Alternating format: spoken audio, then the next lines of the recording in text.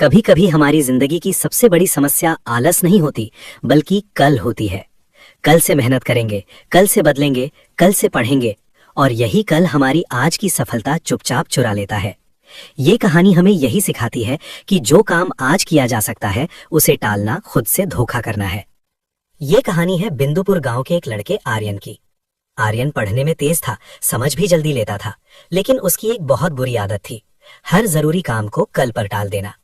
खासकर पढ़ाई के मामले में उसका एक ही जवाब होता, अभी बहुत समय है, कल से जरूर पढ़ूंगा। सालाना परीक्षा में 1 महीना बाकी था।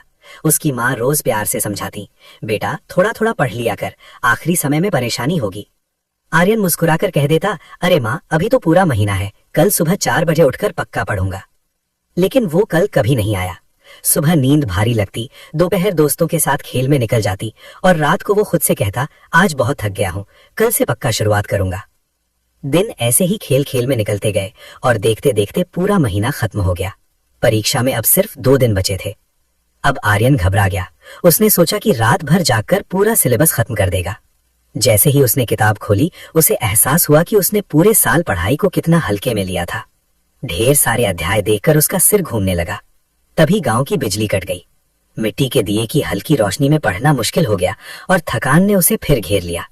उसने खुद को फिर दिलासा दिया, कोई बात नहीं, कल सुबह जल्दी उठकर जरूरी सवाल पढ़ लूंगा। अगले दिन परीक्षा हॉल में बैठते ही उसका दिल जोर जोर से धड़कने लगा।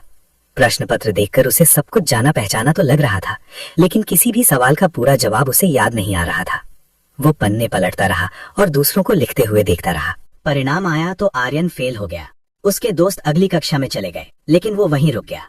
अपने माता पिता की आंखों में उदासी देखकर उसे गहरी शर्मिंदगी महसूस हुई। उस शाम वो रोते हुए अपने दादाजी के पास पहुंचा। दादाजी ने उसे पास बिठाया और आंगन में लगे एक छोटे से पौधे की ओर इशारा करके बोले, बेटा, अगर मैं इस पौधे को रोज पानी ना दूं और सोचूं कि महीने के आखिरी दिन एक साथ 10 बाल्टी पानी डाल दूं, तो क्या ये जिंदा रहेगा? आर्यन ने सिर झुका लिया और कहा, नहीं दादाजी, ये सूख जाएगा।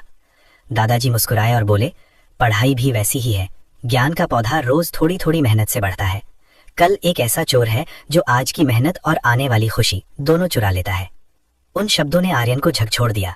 उसने उसी दिन तय कर लिया कि अब वो कल का इंतजार नहीं करेगा।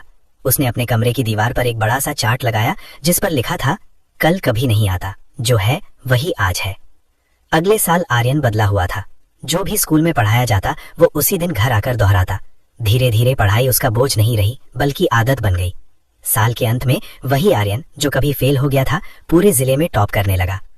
कहानी हमें याद दिलाती है कि सफलता किसी एक दिन की मेहनत से नहीं, बल्कि रोज की छोटी छोटी कोशिशों से बनती है। अगर आप आज ईमानदारी से मेहनत कर रहे हैं, तो कल अपने आप बेहतर बन जाएगा। याद रखिए, सपने कल से नहीं, आज से पूरे होते हैं।